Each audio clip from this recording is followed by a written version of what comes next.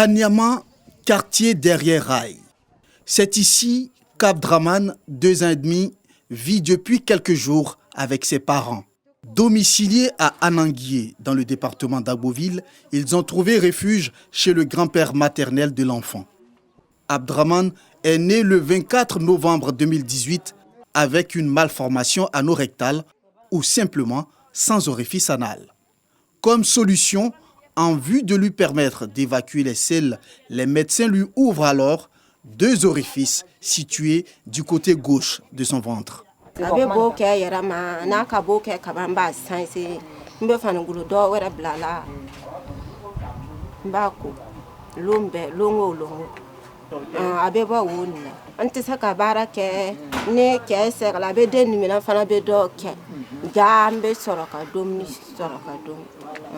Sans argent et ne sachant où donner de la tête, la famille se rend ce dimanche au siège de l'ONG 2ATCI, Assistance à tous en Côte d'Ivoire, pour demander de l'aide. Comment allez-vous? Et la famille? Et le bébé? Bonjour bébé, tu vas bien? Nous les avons fait subir une consultation à l'hôpital mère-enfant de Bégerville. Le médecin nous a dit comme ça qu'il devait subir 2 interventions. Une pour ouvrir l'anus et puis une seconde pour fermer les 2 trous qui sont sur le ventre de l'enfant. C'est un cas social et c'est à croire que l'enfant est accroché à la vie. Pour sauver l'enfant et soulager la souffrance des parents, la présidente de l'ONG 2ATCI lance un cri de cœur. Un appel vraiment à l'attention du président de la République, de notre maman Dominique Ouattara. C'est une dame au grand cœur. En attendant l'opération chirurgicale, le petit Abdraman, qui souffre énormément de cette situation, devra supporter encore cette douloureuse séance de désinfection de ses plaies dans le ventre.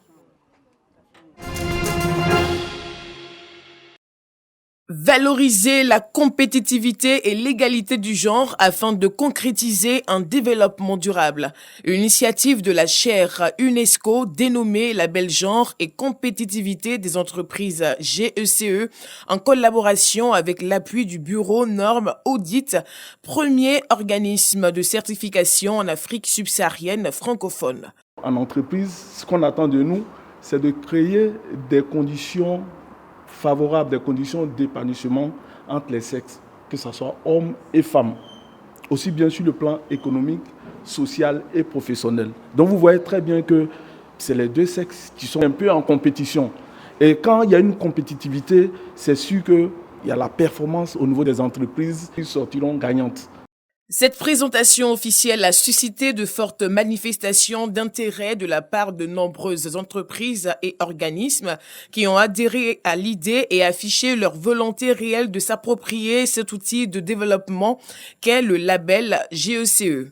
Toutes les entreprises, des plus petites aux plus grandes, sont concernées. J'ai vu qu'il y avait au moins une vingtaine de petites entreprises qui veulent se labelliser, soit pour se faire connaître, soit pour gagner en autorité, soit pour la rentabilité, soit aussi pour être une entreprise modèle, parce que la clientèle est devenue très exigeante aujourd'hui. Présenté officiellement à la communauté nationale et internationale en février 2021, il vise à renforcer la compétitivité et la rentabilité des entreprises et organismes du secteur public et privé à l'aide de l'outil genre et performance. Les résultats du programme GSE seront connus au mois de septembre.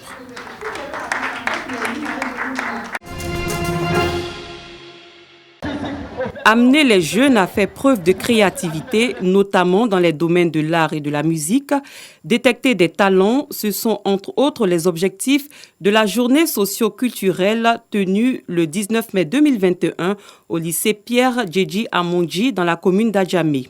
Pour le proviseur de cet établissement, il est important d'encourager les jeunes qui désirent embrasser l'art et la musique, des domaines qui offrent des opportunités d'emploi. Dans l'enseignement général, nos enfants, ou du moins l'opinion publique, a quelquefois la force idée de minimiser certaines matières dont l'art plastique et la musique.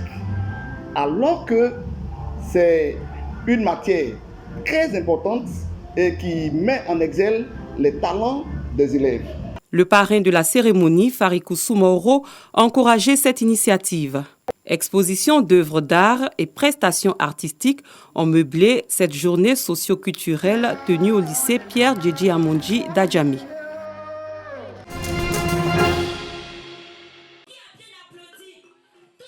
Les élèves de la cité balnéaire de Jacquesville ont eu la primeur d'accueillir la journée du conte à l'occasion du mois du livre, lancé le 17 avril dernier par l'ONG Unclo Bacan.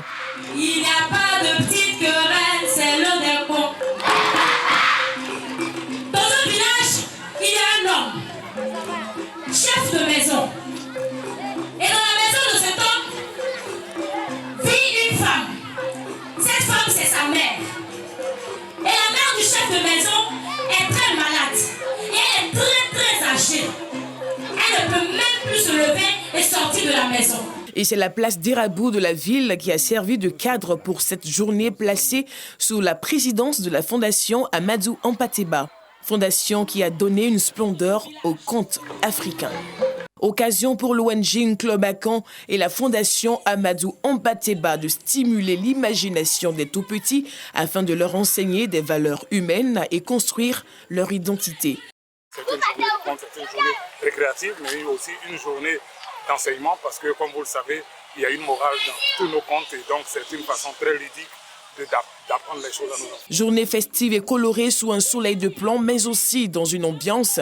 La chefferie et plusieurs écoliers ont assisté au récital de la conteuse Rebecca qui leur distillait des contes tirés des recueils de poèmes d'Amadou Hampâté-Bâ. Il fallait montrer à cette génération qu'il y a eu des grands hommes qui ne sont plus aujourd'hui. C'est grâce à eux nous avons eu cette base de lecture et tout. Je suis très contente d'appartenir au CIR, de faire une bonne collaboration avec la Fondation Hampâté-Bâ et surtout pour m'aider à pouvoir canaliser les enfants. La base de l'éducation, c'est la lecture, comme je le dis tout le temps.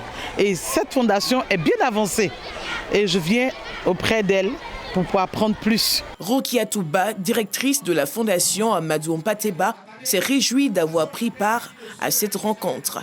Hampâté-Bâ nous disait que la connaissance africaine est dans les contes, ce sont nos livres. Il dit souvent on a cherché les connaissances africaines, l'histoire, dans les vestiges du passé, dans des peintures rupestres, mais en réalité, toute la finesse, la philosophie de l'Afrique, des richesses africaines, notamment nos philosophies, nos valeurs, sont véhiculées à travers le conte. Il faut que nous ayons des puissantes racines pour pouvoir exister, parce qu'on peut être et ne pas exister. Et il nous disait, si tu veux être, il ne faut pas paraître, car pour être, il faut connaître. La commune de Jacquesville vit encore au rythme du mois du livre. Plusieurs concours sont organisés à l'intention des élèves qui se verront par la suite récompensés.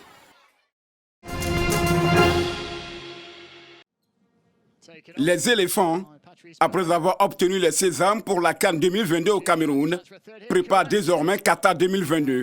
Et pour eux ici, c'est tout un gros pari. Patrice Baumel, le sélectionneur des éléphants, était ce matin face à la presse.